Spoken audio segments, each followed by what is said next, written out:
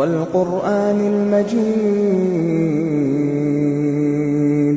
بل عجبوا أن جاءهم منذر منهم فقال الكافرون هذا شيء عجيب أإذا متنا وكنا ترابا ذلك رجع بعيد قد علمنا. النهارده فلوج جديد، بس اول حاجه عايزين نروح ناخد شاور عشان الواحد صاحب مش فايق خالص، فهنروح ناخد شاور ونيجي. طيب يا شباب، احنا دلوقتي خدنا شاور وظبطنا، فدلوقتي بقى نروح نعمل اي حاجه، يعني مثلا كوبايه نعناع.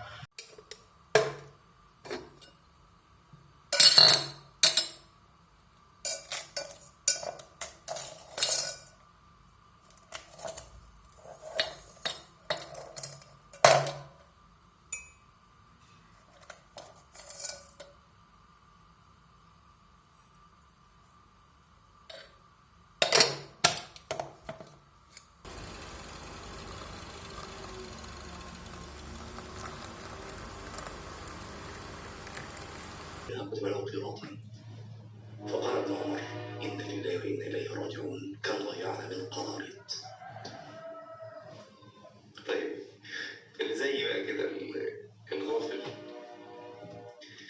يعمل إيه؟ يعني يصالح، أنا مش عارف أقول أسميها إيه، بس يعني أقول يصالح ربنا سيصالح وقته. خلصنا الاذكار والورد وشربنا قهوه وفطرنا، فعايزين بقى نبدا في التاسكات بتاعتنا. بس عايزين قبل ما نبدا عايزين بس نقول حاجه. مثلا واحد يكون مثلا يعني بيعمل ذنوب وربنا يهديه، مثلا يعني يكون مثلا بيعمل حاجه خير واحنا نيجي مثلا نتريق عليه فيها، ده غلط وغلط كبير جدا. وانت ممكن تكون بتشيل ذنب كبير وانت مش عارف، لان انت ممكن يعني كلامك ده يخليه ما يعملش حاجه خالص، وانت اللي هتتحاسب، يعني هتشيل ذنب كبير. احنا مفيش حد فينا معصوم من الغلط، احنا كلنا بني ادمين. فبلاش يا جماعه، بلاش نتريق على حد مثلا كان بيعمل ذنب او بيعمل ذنب لسه وبيعمل حاجه جنبها خير عادي. هو غلط ان ما فيش حد ما بيعملش ذنوب، كلنا بنعمل ذنوب، بس ربنا يتوب علينا. فبلاش ان احنا نعمل الحركه دي، عشان الحركه دي غلط جدا وممكن تأثر في حد، ممكن يعني تدمر نفسيته حرفيا وتخليه يخش في حالة وحشة. وانت ساعتها ممكن تكون بتشيل ذنوب كبيرة جدا وانت مش عارف ومش حاسس بكلمة، مثلا كلمة صغيرة ممكن تكون قلتها لحد، ممكن تكون هي بالنسبة له حرفيا دمرته. فبلاش يا جماعة نعمل الكلام ده. وخلونا بقى احنا نخش في التاسكات بتاعتنا، عشان الساعة تقريبا بقت 8:15 عشان نلحق ننجز شوية. الناس في غفلاتهم ورحى المنية تطحن، الموت لا يجامل أحدا، والموت لا يعرف سنا، والموت كذلك لا يعرف مكانا.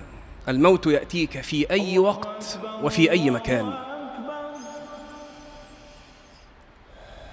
فبينما أنت يا مسكين على حال لا يرضاها الله عز وجل، إذا بك تنظر فترى شيئا لم تعتد أن تراه في هذه الدنيا، ترى شيئا عجيبا لا يشبه المخلوقين الذين تعرفهم، فأردت أن تصيح تنادي أهلك، فإذا بلسانك قد عقد. فوق كده عشان نلبس ونروح الجامعة. بل هم في شك يلعبون.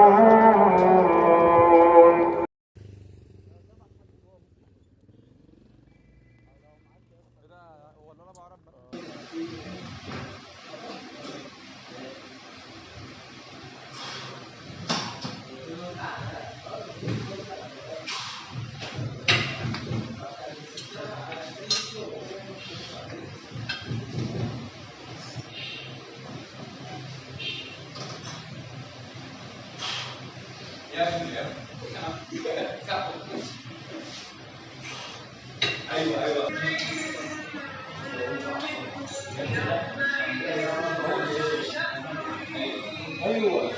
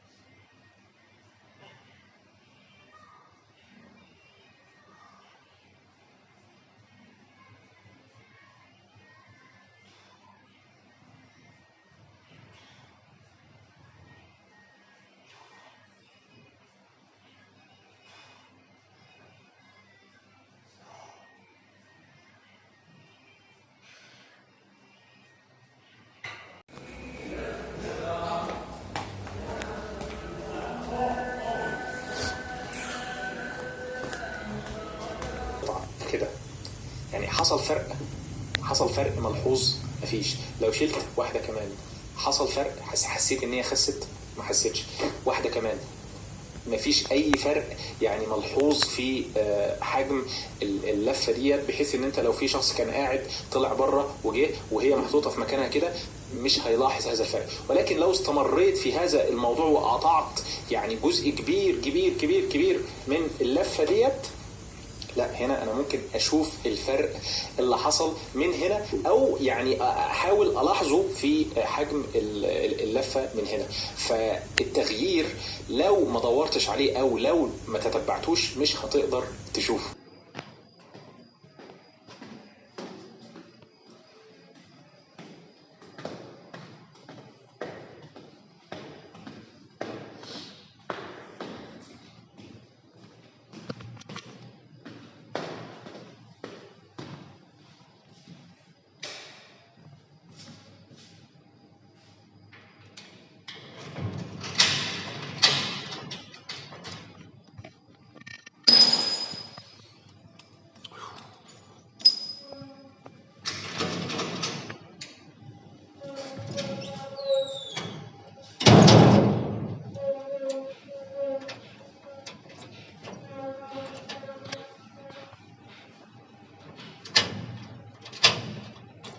مساء الخير يا شباب، دي يعتبر اخر جزء في الفيديو، اخر جزء في الفلوج.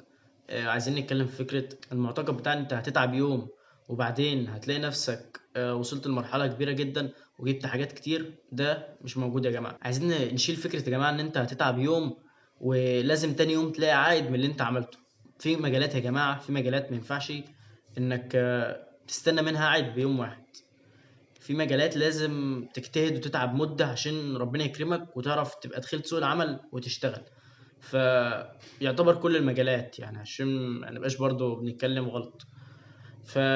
لازم تجتهد عشان ربنا يكرمك وربنا يوفقك للي انت عايزه. وبس كده، دي كانت نهاية الفلوج. يا ريت يكون الفلوج عجبكم جدا، وانتظرونا بقى بإذن الله في فلوج جديد. سلام.